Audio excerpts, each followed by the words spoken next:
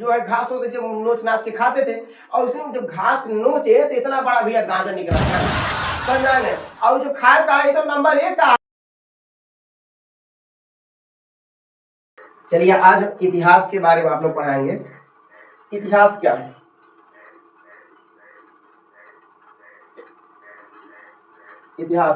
इतिहास को कितना हिस्सा में बांटा गया है? 3 हिस्सा में।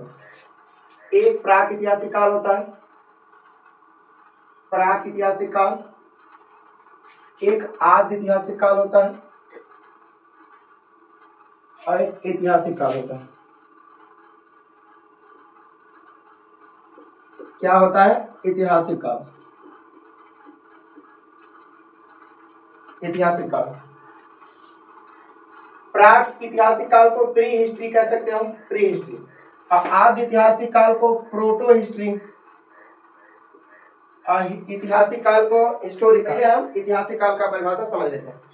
ऐतिहासिक काल किसे कहते हैं? इतिहास का वह कालखंड जिसमें लिखी गई जानकारी को स्पष्ट रूप से पढ़ा जा सकता है, ऐतिहासिक काल कहलाता है। जैसे कोरोना भी देखो बीत गया ना, तो जो कोरोना का पहला चरण लागू हुआ था, दूसरा चरण लागू हुआ था, कोरोना का प्रारंभ हुआ था, ये स्पष्ट रूप से देखने को मिलेगा। और हम लोग पढ़ भी सकते हैं, आप लोग भी पढ़ सकते हो, सब लोग पढ़ सकते हो। तो ऐतिहासिक काल में वो रखा गया है जिसमें लिखी गई जानकारी को स्पष्ट रूप से पढ़ा जा सकता है, ऐतिहासिक काल कहलाता है। और आद्य ऐतिहासिक काल में ऐसा भी जानकारी मिला, साक्ष्य, लिखित साक्ष्य मिला, लेकिन हम लोग पढ़ ही नहीं पाए। ससुरा ऐसे लिख भी मर गए हैं, आज तक हम लोग भी पढ़ ही नहीं पाए क्या लिखे हैं। तो उसे कौन चीज कहते हैं? आद्य ऐतिहासिक काल कहते हैं। कौन चीज? और यहाँ पर प्राक ऐतिहासिक काल में एकदम दलिद्र टाइप थे, बकलोल लोल टाइप थे, और ये समझ लीजिए नंगे रहते हैं, नंगे रहते थे। नंगे मतलब आप समझ रहे हो? हाँ, तो नंगे रहते थे, तो इसमें लिखा पढ़ी का काम करेंगे। जब कुछ लिखे नहीं तो हम पढ़े कौन चीज? अरे भैया लिखेंगे तो तब पढ़ेंगे ना। तो अब जब लिखे ही नहीं तो हम कौन चीज पढ़े? हम किसके लिए सजू मेरा पिया आनंद। हाँ तो आगे चलते हैं। तो यहाँ एक काल पहले हम इसका निपटारा कर देते हैं, उसके बाद इसके बारे में चलेंगे, आद्य ऐतिहासिक काल बारे में, उसके बाद ऐतिहासिक काल बारे में चलेंगे। तो हम प्राक ऐतिहासिक काल, इतिहास के जनक कौन चीज है? इतिहास के जनक हेरोडोटस, इतिहास के जनक हेरोडोटस। और प्राक ऐतिहासिक काल के या प्री हिस्ट्री के जनक कौन थे? Robert Bruce Foote. रॉबर्ट ब्रूसफुट आप लोग याद कर लीजिएगा तो याद हो जाएगा, रॉबर्ट ब्रूसफुट। तो ये इसमें सबसे ज्यादा पत्थर का उपयोग होता था, इसलिए इसे पाषाण काल या पत्थर काल या स्टोन एरा कहा जाता था। और इसमें जो है कांस युगीन जो है पदार्थ सबसे ज्यादा उपयोग किया जाता था, इसलिए कांस युगीन कहा गया। और इसमें लौह पदार्थ सबसे ज्यादा उपयोग किया गया, इसमें लौह युगीन। तो इतिहास को त्रियुगीन मतलब 3 भागों में पदार्थ के आधार पर बांटने वाले इतिहासकार का नाम क्रिश्चियन थॉमसन। इतिहास को 3 आधार पर 3 भागों में या त्रियुगीन भागों में बांटने वाले इतिहासकार का नाम क्रिश्चियन थॉमसन। तो पाने वाले आधार पर त्रियुगीन में बांटने वाले इतिहासकार का नाम क्या कहा था? Christian Thomson. इन्होंने पदार्थ के आधार पर 3 भागों में जो है इतिहास को बांट दिया देश। तो पहले आप लोग, इसमें सबसे ज्यादा पत्थर का उपयोग होता था, इसलिए पत्थर का काल कहा जाता था। पाषाण काल को कितना भागों में बांटा गया है? पाषाण काल को कितना भागों में बांटा गया? 3 भागों में। कितना भागों में बांटा गया है? 3 भागों में। पहला काल जो क्या कहा जाएगा? पाषाण काल, पूरा पाषाण काल, प्राक ऐतिहासिक काल 3 भागों में बांट दिया गया।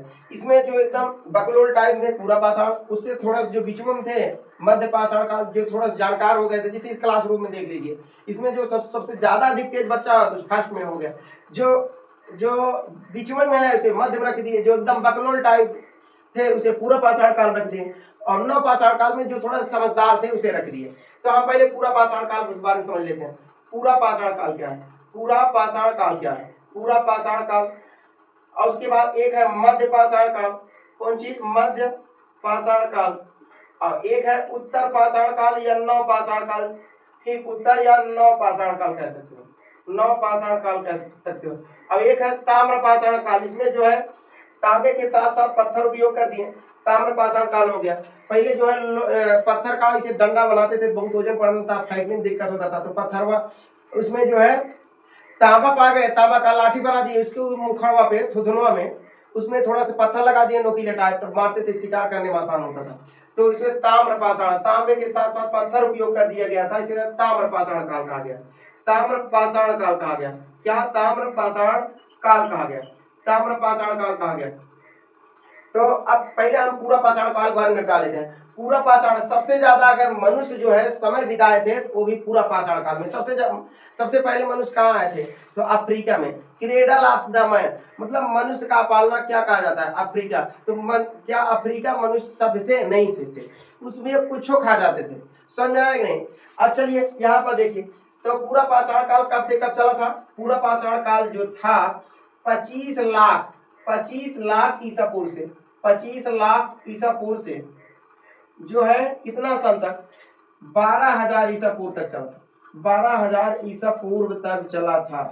ठीक, अब इसमें जो है मनुष्य क्या क्या खोज किए, कैसे भोजन करते थे, सब इसी बारे में। इसमें सबसे ज्यादा पत्थर का उपयोग करते थे। किसका उपयोग करते थे? पत्थर। इसलिए इधर ये पूरा पत्थर का काल कहा गया। इसमें बड़ा बड़ा पत्थर इस्तेमाल करते थे। बड़ा बड़ा मतलब आप लोग समझ रहे हो, बहुत बड़ा बड़ा इसे पत्थर रहता था। अब इसे ऊंचाई लेके इसे जाके इसे डगरा के इसे ऊंचाई चढ़ा के रख देते थे। उधर ही कुछ लोग इसे हुलका के भेड़ बकरी इसे लाते थे और वहीं से जब पत्थर पर छोड़ देते थे, इसे लुढ़कते लुढ़कते हुए उसे भेड़ बकरी इधर जाने लगती थी, उसी में सब चबा के मर जाती थी। वही सब कच्चे नोचनाच इसे खाते थे। तो इसमें बहुत बड़ा बड़ा पत्थर उपयोग करते थे। इसमें बड़ा बड़ा पत्थर उपयोग करते थे। और जो थे इन लोग क्या थे? खाना बदोश थे। खाना बदोश केवल खाना पेट भर जाने से मतलब रहता था। खाना बदोश थे। खाना बदोश थे। देखिए अब 2-3 साल का बच्चा वो भी खाना बदोश होता है। जब वो भुखाएगा तो जो है तेज से गोड़ हाथ पटकने लगता है, फेंकने लगता है। और जब दूध ऐसे निप्पल में उसका भरा जाता है, वो देखने पर ना केवल उसको पेट भर जाने का मतलब है। उसके बाद कहेगा हमारा खरवा रेडी हो रहा, लिया ससुरा हमारा खरवा जल्दी। तो केवल उसको पेट भर जाने से मतलब है, वो भी खाना बदोश है। ठीक, केवल उसको पेट भर जाने से मतलब है। नया बैच स्टार्ट हो गया है और उसके बाद विद्यालय खुल गया, किसी से लेना देना नहीं है, बस उसको केवल पेट भर जाने से मतलब है। इन लोग खाना बदोश है। अब उसके बाद इन लोग खाद्य संग्राहक है। क्या? खाद्य संग्राहक, खाना पीना वाला चीज संग्रहित करके रखे, संग्राहक है।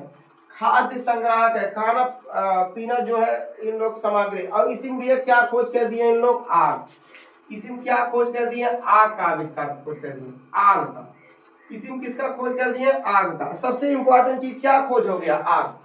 अब उसके बाद यहाँ पर देखिए कि 12,000 ईसा पूर्व से कितना? 12,000 ईसा पूर्व से कितना ईसा पूर्व तक चला था?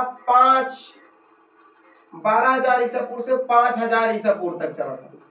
5,000 ईसा पूर्व तक। यहाँ पर ईसा पूर्व लिख दीजिए, ईसा और पूर्व, और भी ईसा पूर्व।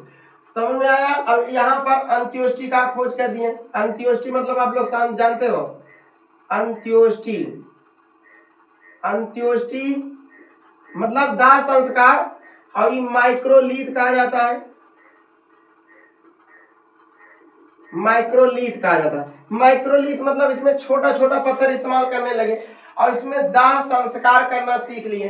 समझ, इसमें दाह संस्कार, मध्य पाषाण काल में दाह संस्कार करना भी सीख लिए थे और इसमें छोटा छोटा पत्थर इस्तेमाल करने लगे थे। दाह संस्कार करना सीख लिए थे और साथ ही साथ क्या करने लगे थे? छोटा छोटा पत्थर इस्तेमाल करने लगे थे। अब इसमें जो है कुछ बुद्धिजीवी प्राणी हो गया। अब दाह संस्कार मतलब 16 संस्कार में एक संस्कार होता है दाह संस्कार, अंत्योष्टि उसी को कहा जाता है। जब मनुष्य जो है जब अब मनुष्य मर जाता है तो उसका अंतिम जब संस्कार करके लौटते हैं तो उसी को दाह संस्कार कहते हैं। अब संस्कार तो वहीं से स्टार्ट हो जाता है जब एक बच्चा अपने माँ के पेट में आता है, तभी संस्कार स्टार्ट हो जाता है। जब पति और पत्नी मिलकर एक नई संतान की उत्पत्ति होती है जो भ्रूण कहा जाता है, वहीं से एक पहला संस्कार स्टार्ट हो जाता है। सब कहते नहीं है उसका फलानुआ जो है लड़का, और नहीं इसमें कहते हैं फलानुआ की लड़की जो है उनके पेट में उनका बच्चा है, संस्कार नहीं है, तो वही संस्कार स्टार्ट हो जाता है। जब 9 महीने तक पेट में एक माँ अपने बच्चे को लिए रहती है, वो भी एक संस्कार है। को सब कहते नहीं है देखिए इतना वजन सामान उठा रहे हैं, इनको संस्कार नहीं है, बुद्धि नहीं है, तो इतना सामान वजन नहीं उठाना चाहिए। उसके बाद जब लड़का पैदा होता है तो 6 दिन बाद जब उसको निकाला जाता है तो ये भी एक संस्कार ही है। ये नहीं पैदा होते आप उड़ा दीजिए हाड़ कौआ हाड़ बउआ जो है छोटू, मतलब ये संस्कार नहीं है ना, इसे ये भी एक संस्कार है। तो और जो भी पढ़ने जाता है वो भी एक संस्कार है। तो इसी और शादी जब होता है तो भी एक संस्कार है। तब भी 16 संस्कार करवाए जाते हैं। जब ऋषि मुनियों का भी शासन चलता था तो 16 संस्कार करवाए जाते। धन्य है हम लोग जो सिकंदर भले यहाँ से लाभ खा के चला गया था। सिकंदर जो है धन्य है हम लोग जो ऋषि मुनियों के शासन काल में जो है 16 संस्कार करवाए जाते थे।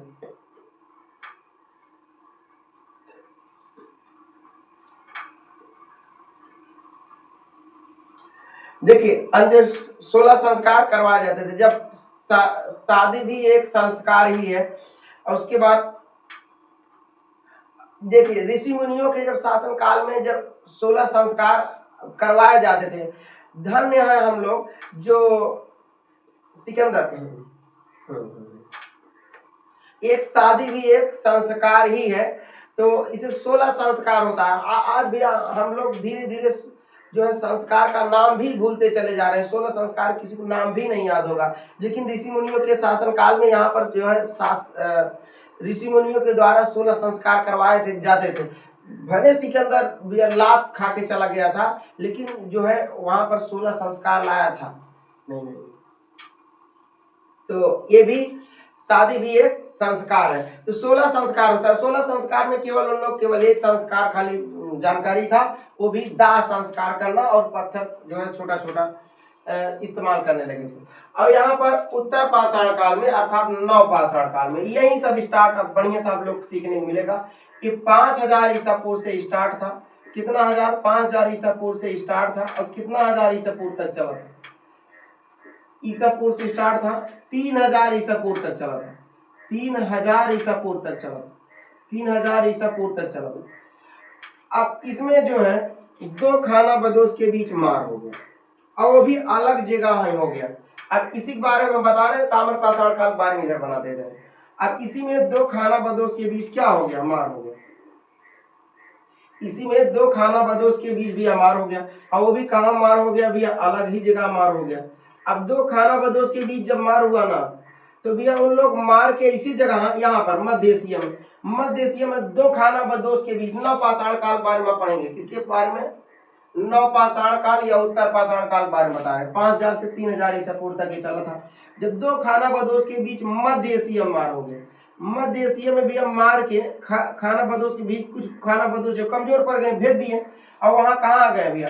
पाकिस्तान के मेहरगढ़ स्थान पर मार के फेर दिया। वहां पर कुछ जानवर था ही नहीं तो लोग खाते क्या? तो भुखायल जब ना उन लोग भुखाए तो भुखाने के बाद वही जो है घासों से नोच नाच के खाते थे। और जब घास नोचे तो इतना बड़ा भैया गांजा निकला धाई से, समझ में। और जो खाए का है तो नंबर 1 का है, वह बहुत बढ़िया है। और उसके बाद जब फिर खा के उन्होंने फेंक दिए ना तो वही जब खा के फिर फेंक दिए तो फिर वो बड़ा हुआ। कहा जिस प्रकार हमारा बेटवा बड़ा हो जाता है उसी प्रकार ये भी हो जाएगा। जब कोई कृषि करने लगेगा तो उसके आवास जरूरत पड़ेगा, वहां पर रुकने की जरूरत होगा। तो धीरे धीरे यहीं से स्टार्ट हो गया। 5000 से 3000 ईसा पूर्व में सबसे पहले आवास बनाएंगे। तो उसके बाद जब आवास बनाएंगे तो सबसे पहले चमचागिरी कौन करता है? कुत्ता। अगर कुत्ता को कभी एक भी कवर खिला दो तो चमचागिरी करना स्टार्ट कर देता है कुत्ता। तो सबसे पहले क्या बना दिए? आवास। कृषि स्टार्ट कर दिए। क्या स्टार्ट कर दिए? कृषि। जब कृषि स्टार्ट कर देंगे सबसे पहले क्या बनाएंगे? आवास। अब कृषि वो कहाँ किए? 2 पहाड़ियों के बीच। किन 2 पहाड़ियों के बीच? किन 2 स्थान पर? यहां बताओगे पाकिस्तान के मेहरगढ़ स्थान पर गेहूं का साक्ष्य मिला।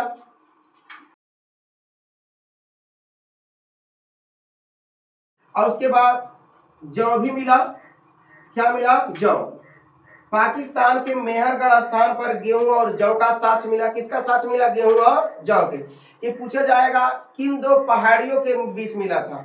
तो सुलेमान और किरधर 2 पहाड़ियों के बीच गेहूं का साक्ष्य मिला था। किन स्थान पर? मेहरगढ़ स्थान पर। तो ये कहाँ पड़ता है? पाकिस्तान में पड़ता है। तो इतना आप लोग समझ में आ गया। आगे चलें। उसके बाद जब जब इन लोग खेती कर दिए, जब खेती कर दिए तो अब इन लोग ले जाने में दिक्कत होता था ऐसे, तो पहले इन लोग पतेली का आविष्कार, ऐसे पतेली बना लिए ऐसे मिट्टी का, और पतेली में से ले जाते थे, बगल बगल गिरने लगता था तो उसको थोड़ा सा और गोपार कर दिए, पतेली से क्या हो गया भगोना, भगोना हम कहता है तो एक नंबर का है रे, उसके बाद थोड़ा सा और उसमें मोड़ दिए तो घायले हो गया, कहा एक नंबर है इसमें, इसमें ले भी जा सकते हैं और रख भी सकते हैं अनजवा को। तो इन्होंने इसका मृद भांड का खोज कर दिया। क्या? मृद भांड। मृद भांड, मृद भांड मतलब मिट्टी का बर्तन खोज कर दिया। और उसके बाद मिट्टी के बर्तन में ज्यादा गेहूं रख लेते थे, लेके जाने में दिक्कत होता था, वजन ज्यादा था, तो दो पहिया खोज कर दिए। पहिया कैसे खोज कर दिए ना, पहिए से दो कैसे लगा के उसमें बांस रख के उसे उसी पे धर के डगराते हुए ले चले गए। फिर किसका खोज कर दिए? पहिया का धीरे धीरे खोज कर दिए, पहिया का धीरे धीरे खोज कर दिए। धीरे धीरे इन लोग कृषि के क्षेत्र में विकास करते हुए चले गए। जब विकास करते हुए चले गए, इन लोग जागरूक हो गए, तो यहाँ पर पा गए पल्लवरन स्थान पर। क्या? पल्लवरन, पल्लवरन स्थान पर क्या मिल गया? पल्लवरन स्थान पर, ये कहां पर पड़ता है पल्लवरन स्थान? ये पल्लवरन स्थान मद्रास में पड़ता है। क्या भैया? मद्रास। ये पल्लवरन स्थान मद्रास में पड़ता है। और मद्रास क्या मिला? मानव का कंकाल मिला, मानव का कंकाल मिला, कंकाल, मानव का कंकाल मिला। अब ये आप जब इन लोग जागरूक होते गए, धीरे धीरे होते गए, तो यहाँ तक खुदाई में क्या मिला? मानव का। जब कृषि उसी करेंगे, खुदाई करेंगे तो मिलेगा नहीं, जो दबा हुआ होगा कुछ तो मिला चीज, मानव का कंकाल मिला। यहाँ पर मध्य प्रदेश के, क्या? मध्य प्रदेश में क्या मिल गया? मध्य प्रदेश में, मध्य प्रदेश में क्या लिख दिए जी? यहाँ पर मध्य प्रदेश है। मध्य प्रदेश में क्या मिला? चित्र, शैल चित्र मिला। और शैल चित्र में इसे शैल चित्र कहोगे, शैल चित्र, शैल चित्र मिला। और शैल चित्र में क्या छपा था? ऐसे इसमें जो है जानवर छपा था, ठीक, और इसे जानवर छपा था, और इसे जानवर बना दिए थे, इसे छापे थे जानवर, ऐसे टांग पटांग छाप दिए थे, और इसमें एक इसे इसमें भाला को इसे लेके इसे दिखा दिए थे, भाला मतलब मारते हुए भाला को शैल चित्र मिला था।